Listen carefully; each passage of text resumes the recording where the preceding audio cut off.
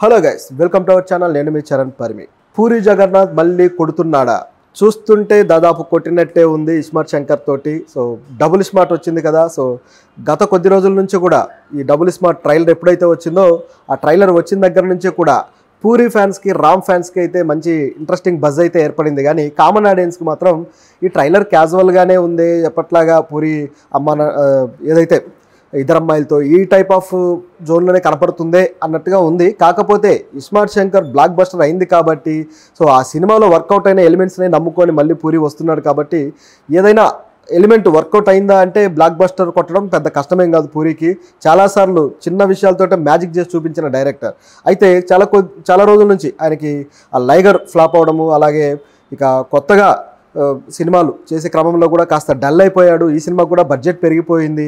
So తనకు ఏం చేయాలో అర్థం కాని పరిస్థితి కూడా పూరికి ఏర్పడింది ఒక దశలో.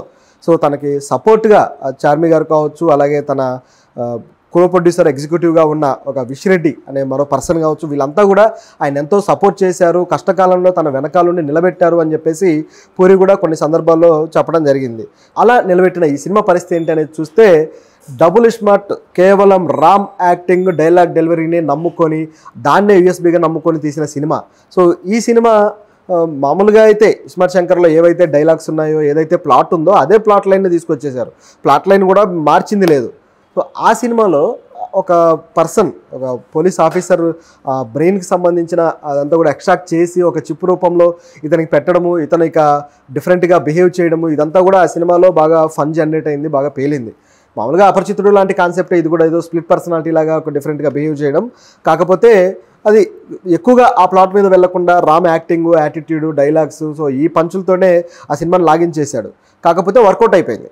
సో ఇప్పుడు కూడా అదే ప్యాటర్న్ నమ్ముకున్నాడు డైరెక్టర్. సో పైగా సంజయ్ దత్ను విలన్గా తీసుకొచ్చేసరికి ఇక ఏం జరగబోతుంది, సంజయ్ దత్కి ఎలాంటి క్యారెక్టర్ ఇచ్చి ఉంటాడు, ఇద్దరి మధ్య టగ్ ఆఫ్ వార్ ఏమైనా ఉంటుందా అనే క్యూరియాసిటీ అయితే ఆడియన్స్కి కలిగింది.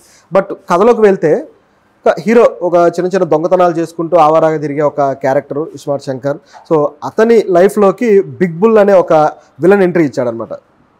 ఈ బిగ్ బుల్ ఎలా ఎంట్రీ ఇచ్చాడు ఏంటనేది చూస్తే, ఆ క్యారెక్టర్ సంజయ్ దత్ చేశాడు. సంజయ్ దత్ ఆహార్యానికే చాలా వరకు ఆ విలనిజం అనేది వర్కౌట్ అయిపోతుంది. ఆయన నిజానికి సింగిల్ ఎక్స్ప్రెషన్ తోటి గత కొద్ది రోజులుగా ఆ విలన్ క్యారెక్టర్లన్నీ కూడా సింగిల్ ఎక్స్ప్రెషన్తో లాగిచ్చేస్తున్నాడు. సో ఈ సినిమాలో కూడా దాదాపు అలాంటి యాక్టింగ్ చూపించాడు. కాకపోతే సంజయ్ దత్ అనే ఒక ఆరా ఉంటుంది కాబట్టి అది వర్కౌట్ అయిందనమాట. సో ఈ క్యారెక్టరు, ఆయనకు వైద్యులు ఆయనకి ఏం చెప్తారంటే, నీకు బ్రెయిన్ ట్యూమర్ ఉంది, సో నీ బ్రెయిన్కి ఇలాంటి పరిస్థితి ఏర్పడింది అని చెప్పేసి చెప్తారనమాట. సో దాంతో ఇక తన బ్రెయిన్ని ఇదే విధంగా, తన ఏదైతే బ్రెయిన్కి సంబంధించిన ఆ సెల్స్, సో అందులో ఉన్న ఇన్ఫర్మేషన్ లాంటిది అంతా కూడా ఒక చిప్ రూపంలో, ఒక ఏఐ టెక్నాలజీ ఎలాగైతే ఉంటుందో ఆ టైప్ ఆఫ్ టెక్నాలజీలో దీన్ని రూపొందించి, సో దీన్ని ఇస్మార్ట్ శంకర్కి వేయాలి అని చెప్పేసి ప్లాన్ చేస్తారు.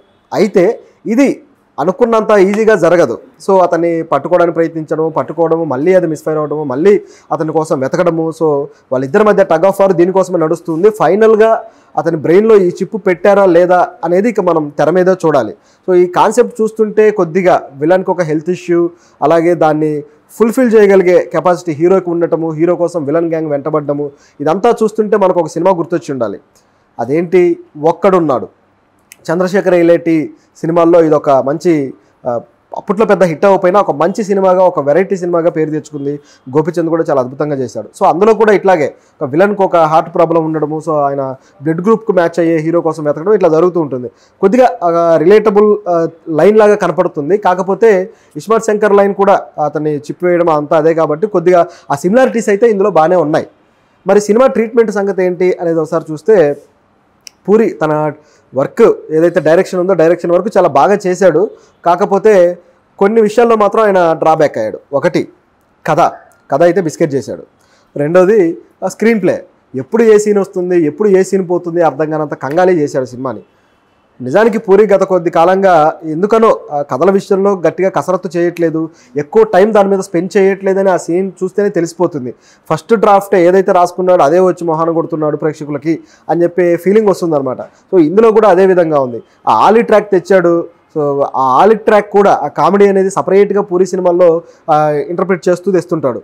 సో దాన్ని కూడా సరిగ్గా దాన్ని మెర్జ్ చేయలేదు, అది మరీ అతుకులాగా ఉందన్నమాట. కొన్ని సినిమాల్లో నవ్వారు, వర్కౌట్ అయింది, కొన్ని సినిమాల్లో నవ్వలేదు. సో ఇక్కడ కూడా అక్కడక్కడ నవ్వులు వచ్చాయి, కానీ ఓవరాల్గా అయితే ఆలీ ట్రాక్ కాస్త వియర్డ్గా అనిపించింది ఈ సినిమా థీమ్కి దానికి కూడా. సో ఇది ఇక్కడ ఉన్న ఈ ట్రాక్ పరిస్థితి. ఇక మణిశర్మ మ్యూజిక్ అయితే బీజిఎం ఫస్ట్ పార్ట్తో పోలిస్తే కొద్దిగా తగ్గిందనే చెప్పాలి, కొంచెం యావరేజ్గా అలా అలా వెళ్ళింది. బట్ ఆ సాంగ్స్ అయితే ఒక 2 సాంగ్స్ బీభత్సంగా హిట్ అయ్యాయి. మార్ ముంతా చోట్ చింత అనే సాంగ్ కావచ్చు ఇవి. సో అంతవరకు ఓకే. కాకపోతే ఫస్ట్ పార్ట్లో ఉన్నంత ఇదైతే దీంట్లో లేదు. ఇక మేకింగ్ పరంగా అయితే కూల్గా పూరి తన స్టైల్లో తన మేకింగ్ విషయంలో ఎప్పుడు తగ్గడు. తన ఫ్లాప్ సినిమాల్లో కూడా మంచి క్వాలిటీ మేకింగ్, క్వాలిటీ సినిమాటోగ్రఫీ ఉంటుంది. సో అదైతే మెయింటైన్ చేశాడు. సో పూరి ఈ విషయంలో అయితే మెచ్చుకోవాలి. సో దీంతోపాటు మరికొన్ని టెక్నికల్ విషయాలు, ఎడిటింగ్ కూడా ఇంకాస్త ఎడిటింగ్ చేస్తే బాగుండేది అనిపించింది. నిజానికి అక్కడ కథే లేదు కాబట్టి ఇక తీయదలుచుకుంటే చాలా తీయాలి, కానీ ఇక ఉన్నంతలో ఏదైనా నిజానికి ఎడిటింగ్ గురించి మాట్లాడితే ఆ ఎడిటర్ తప్పు కన్నా కూడా స్క్రీన్ ప్లే రైటర్ తప్పే ఎక్కువగా కనపడుతుంది. ఎందుకంటే స్క్రీన్ ప్లే రైటర్ ఇంట్రెస్టింగ్గా సినిమాని తీర్చిదిద్దినప్పుడు 3 గంటలున్నా చూడగలుగుతారు. అలా చేయలేకపోయినప్పుడు కనీసం 2 గంటల సినిమా కూడా బోర్ కొట్టేస్తూ ఉంటుంది. అది ఎడిటర్ తప్పు కాదు, స్క్రీన్ ప్లేలో డిజైన్ తప్పు. సో ఎడిటర్ ఏదైనా కొంచెం ల్యాగ్గా ఉందంటే దాన్ని ఇంకొంచెం షార్ప్ కటింగ్ చేయడం ఇలాంటివి చేయగలుగుతారు తప్పితే ఓవరాల్గా స్క్రీన్ ప్లేని మార్చడానికి ఎడిటర్కి ఏం రైట్ ఉండదు కదా. సో ఇక్కడ ఎడిటర్ తప్పును కూడా పట్టడానికి లేదు. స్క్రీన్ ప్లే ఎవరైతే పూరి రాశాడు కాబట్టి పూరినే అనాలి. సో ఇది ఇక్కడ ఉన్న పరిస్థితి.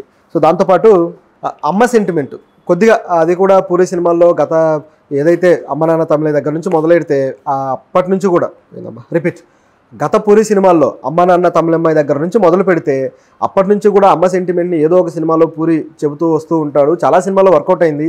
సో ఇక్కడ కూడా అది వర్కౌట్ అవుతుంది అనుకున్నాడు, కానీ అది పూర్తి స్థాయిలో వర్కౌట్ అయితే అవ్వలేదు, కొంచెం వేడిగా వెళ్ళింది. ఎందుకంటే పూరి చాలా కాలంగా ఈ హ్యూమన్ ఎమోషన్స్కి సంబంధించిన సీన్లలో కూడా తన స్టైల్ ఆఫ్ లౌడ్నెస్ ఎక్కువైపోతుంది అనమాట. సో ఆ లౌడ్నెస్ వల్ల ఏమవుతుందంటే వాటిల్లో ఉండే ఆ హృదయమైన భావాలు కరెక్ట్గా పలికించడానికి కుదరటం లేదు. ఆ సీన్ సెటప్పే కాస్త తేడా కొడుతుంది. ఆ లౌడ్నెస్ కొంచెం తగ్గితే మాత్రం చాలా బాగుండే అవకాశం అయితే ఉంది. మరి పూరి ఎందుకు ఈ విధంగా ఒకే ప్యాటర్న్ ఆఫ్ టేకింగ్లో అన్ని సీన్లు ఆ టైప్లో ఎందుకు డిజైన్ చేస్తున్నాడో అర్థం కావట్లా. సో ఇది ఇందులో ఉన్న ఆ సెంటిమెంట్ యాంగిల్ చూసుకుంటే. కానీ మరి ఈ సినిమా నిలబడుతుందా లేదా అంటే ఖచ్చితంగా నిలబడుతుందనే చెప్పాలి. ఎందుకంటే ఆ ఫస్ట్ పార్ట్ కూడా కంటెంట్ పరంగా చూసుకుంటే అది కూడా కాస్త వీకే, కానీ ట్రీట్మెంట్లో పూరి నెట్టుకొచ్చేసాడు. ముఖ్యంగా రామ్ తన క్యారెక్టర్ తోటి ఒక మెస్మరైజ్ చేసేసి హిట్ కొట్టాడు. ఇక్కడ కూడా అదే జరగబోతుంది. పూరికి కొద్ది మార్కులే పడతాయి, కానీ రామ్కి మాత్రం ఫుల్ మార్కులు పడాలి. ఎందుకంటే రామ్ వచ్చిన సీన్లన్నీ కూడా ఆయన నిలబెట్టేశాడు అనమాట.